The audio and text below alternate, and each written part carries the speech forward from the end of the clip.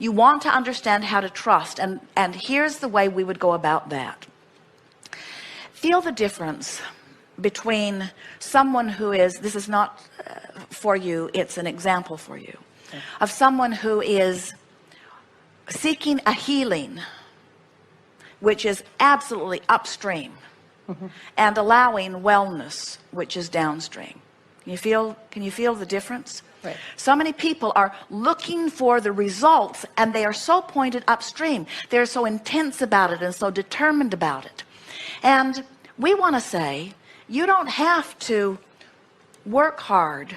You've already done your work by living life which caused you to ask for it. And Source has already done the work by aligning things up, and law of attraction is the real workhorse behind all of it. Your work, if there is any, is to trust the stream. To trust that if you were to let go of those oars, that you've done enough in the living of life to put it in vibrational escrow, and the Source is reliable enough to bring you in this massively moving stream toward what you want. So it's not necessarily, not even a trusting in your ability. It's a bigger trust than that. It's a trust or faith in the stream. And what we have given you as a result of what you've been reading, we've given you a framework in which you now understand the current of the universe, you see. And so that's what we want you to practice your trust in. We want you to say to yourself, well, the stream is flowing, and I can paddle upstream if I want to, and I can tell I am because I don't feel so good. This tension tells me that I'm doing that. And if you will just work a little bit on the sensation of letting go of the oars.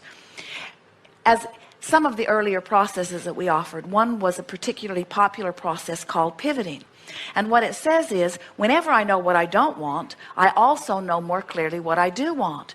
But we see people working so hard to find that positive thought. And law of attraction just won't give you a really positive thought when you've been feeling really negative. But it will give you a slightly less negative thought. And so by understanding that the stream will carry you and getting the image in your mind that your real work, when you feel that tension, is to just drop the oars. In other words, it's not about making it happen. It's not about being different than you are. It's really about, and here it is, making peace with where you are. A lot of times our physical friends feel funny about that when they say, but I'm clearly not where I want to be. And if I make peace with where I am, isn't that my saying to the universe, let me stay here? And we say, no. When you make peace with where you are, you stop resistance, and then you can really go to where you want to be, you see. So in very short terms, we would say to you, if we were to give you an unfair label that accurately depicts the energy of your being, you try too hard. You work too hard at things. And it comes from wanting to please others. It comes from having a lot of responsibilities. It comes from a lot of people counting on you. It comes from all of those things, but it doesn't serve you. And it doesn't serve anyone. It doesn't serve anyone. So just let your mantra be, I'm doing fine. Everything's all right. Words in the same way that you would soothe anyone, soothe yourself. It's all right. I'm doing just fine. No big thing here. Jerry and Esther have a dear friend who says, there's nothing serious going on here. No matter what, there's nothing serious going on here.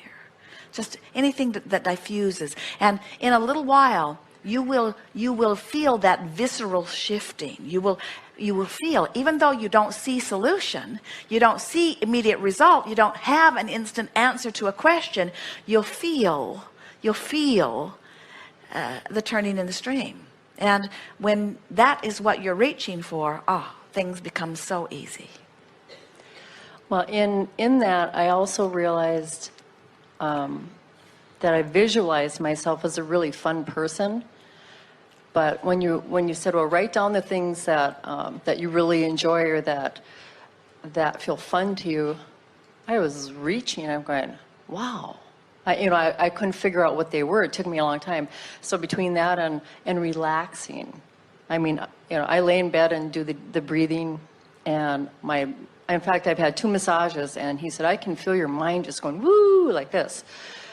And I'm like, I really want to relax.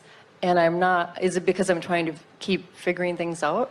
It and is. how do you It's let go of it? Oh, you're excited about this, and that's all right. You just do it one thought at a time. That's why we give you this redundant story of letting go of the oars. It's just, yeah, Esther played with it in lots of different ways. She found that if she would sit and count her breathing, it would slow her mind down. She found if she would listen for a sound in a room, here she would listen for the sound of that air, and she would, and in the sound of the air, can you hear that sort of drumbeat that's behind it? So she would isolate in her mind some sound that she was picking out of her environment, and she would try to separate it from all the other sounds, which made her mind slow down. And then in time, once she began working with the computer equipment, she saw that little pause sign, the two little slashes that mean pause, and she would focus on it, and she would think, I'm going to put my brain on pause. And then she would think, I'm thinking about putting my brain on pause. But thinking about putting her brain on pause is far different than thinking about how to save the rainforest, or thinking about how to solve someone's dilemma. In other words, so you're looking for less stimulating thoughts. That's all you're looking for. You're just looking for a way to give yourself a sensation of relief, and not always just at the time that you're looking for that. You're wanting to show yourself that you have the ability to focus. That's all it is. So you are very receptive to energy. Even the fact that you're receiving blocks of thought, you're receptive to energy, which means we imagine bookstores drive you pretty much insane. In other words, when you walk into an environment where there's a lot of energy and you're picking up on all of it, it can feel very chaotic, and you wouldn't feel any ease until you actually focus on something. And so the exercise of focusing your mind will stop that scattered sort of feeling. The exercise, there's someone now. the Put them on pause. the exercise of quieting your mind is only an exercise of focus. That's all it is. And which sounds sort of opposite, doesn't it? Because it sounds like what we're saying is, don't think about anything. And then we say, and to quiet your mind, think about something. And what we're saying is, as you think about something, it quiets your mind from all of those other things that you're thinking about. Here's an example. Have you ever been moving about your day, and you're thinking of all kinds of things that you need to do, or that you need to pick up at the grocery store, errands that you need to run, and they're sort of all buzzing around in your mind, and then you have the good sense to get a piece of paper and start writing them down. I do that every day. And as you write it down, it releases the chaos from your mind and puts it on the paper. It's sort of, but what it really is doing is causing you to focus. Then, the majority of time, you forget to take the list with you. But when you're there, you remember everything on the list because you focused, you see. Focus is the key to feeling good, because you are vibration, and focusing is tending to your vibration. And if you're not deliberately thinking thoughts, the thoughts that are buzzing around you will give you the sensation of thinking you. When you walk into a room of people who are thinking a lot of different things, and you're not focused upon something, you don't have intentions of your own, but you're open to vibration, it can be a very chaotic experience for you, you see. Well, why, when I was deliberately thinking while I was having the massage, I am really relaxing, and I was doing deep breathing, and I wasn't getting there. Well, again, you are getting there little by little. I am? You don't Okay. ask for a complete personality transplant overnight. And How about a lobotomy? You wouldn't Would like that it. help? You wouldn't like it.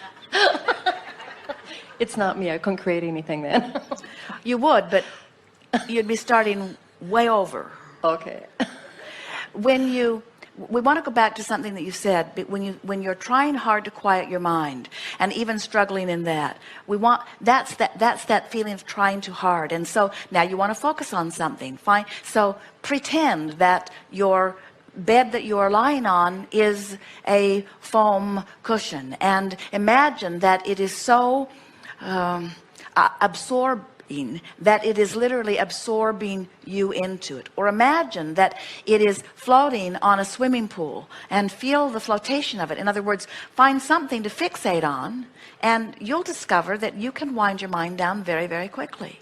And it's interesting because deliberate creation seems like focusing, and what we're wanting you to understand is that you've been focusing as you've been moving through the contrast of life. You know what you don't want, you know what you do want. You're focusing all the time. Now the work is quieting the mind so that you're stopping any resistant thoughts, so that you can then feel the impulse to move toward what's waiting for you in vibrational escrow. Well, and I know all of that because that's what I've been studying. And that's why I said, can you give me specific things that I can do at home in my normal environment? Not specific things, but okay, specific attitudes. And okay, this is the thing that we most want you to hear. And everything else that we've said here is much less important than this. And in fact, some of what we've said already here almost flies in the face of this. So listen and you'll see what we're getting at. You're doing fine. And there isn't something that you need to do that is so very different than what you're doing. And you understand what to do, and you're doing it more successfully every day. And for us to give you some sort of process that implies that you need improvement is exactly the opposite of what we're trying to convey to you here. So let's apply this upstream downstream exercise here. So you say, can you give me a process that will help me do better? Is that upstream or downstream? It is, isn't it? I have a hard time quieting my mind. Is that upstream or downstream? Something we said, you try too hard. Is that upstream or downstream? Definitely it is, upstream, isn't it? So now let's reach for some downstream statements. I'm happy to know what I know about the laws of the universe. Upstream or downstream? Downstream. Downstream. I'm not really applying them very well. Upstream. But I'm getting better at it. Downstream.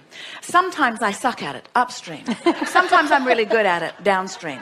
I see these people over there who seem to be doing much better at it than I am. Upstream. I don't have to compare myself with anyone. Downstream. My inner being adores me right where I am. Downstream. I have nothing to prove to anyone. Downstream. I'm appreciative of everything that I've been living that has helped me queue up all of this wonderful stuff in vibrational escrow. I'm not moving toward the wonderful stuff in vibrational escrow. In other words, that's all it is. Just thought by thought. Just try to let your thoughts move downstream. They naturally want to. That's what you want to be aware of. And don't make it a problem if they're upstream. We don't care if you make 100 upstream statements in a row. You know what that would do? If you were to get on an upstream rampage, you know what it would do? It would make you really, really want to go downstream. So you can't lose in this. In other words, all it does is make this, the more you paddle upstream, the stronger the downstream current is. Isn't that interesting? Oh, so I have a big, okay. Oh yeah, you do. So the minute you let go of the or, which is why you want to meditate or quiet your mind or appreciate, right, that fast moving current pulls you in the direction of what you want. Very good. Thank you. Yes, indeed.